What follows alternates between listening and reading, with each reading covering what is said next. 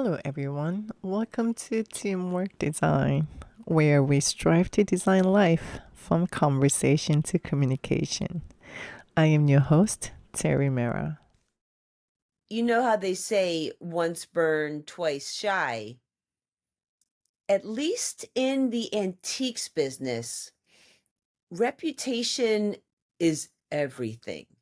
Girl, you bounce a check on someone, we all know because it is, as they say in Portuguese, fofoca, gossip. What?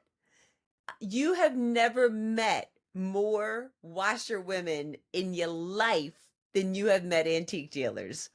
When I tell you they know all your business, they know your personal business, they know your business, they know how much money you're making in your business, and they will share it. So, the best the best advice I have for that, do your best to keep your cards close to your vest, clearly, but just understand that you're kind of living life under a microscope. You're living life with a camera on you because everything you're doing definitely involves someone else. And that object, that painting, that frame, that sculpture, that whatever, it has a paper trail as well. So you definitely don't want to be buying any stolen merchandise. You don't want to be buying any merchandise that uh, someone has taken to sell, yet they don't completely own it. And then they haven't paid the person they got it from. So a lot of it, at least for me, is if it feels too good to be true, take a step back. And I am quite sure that I've missed out on some great deals that were just really great deals. But, to answer that question about dealing with people who may try to do you dirty, um, okay, so one time a colleague of mine, he's like, "Hey, listen, I have these two great paintings. Um, they're this amazing artist. He brings crazy auction records. I only need X for them." And the price he was asking, girl, it was so low. And I'm doing the math in my head and I'm like, why aren't you just putting these at auction? But I didn't listen to the logical Heather. I listened instead to greedy Heather. And I said, "Oh, okay. Let me get these from you because in this business, when there's blood in the water, girl, them sharks come, right?"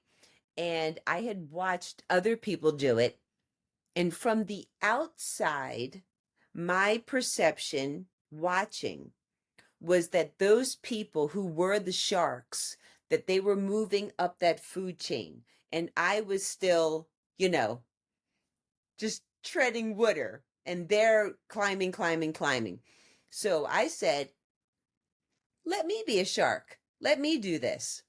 So I buy the two paintings, even though I did not like them, even though my gut was telling me, don't do it, something's wrong.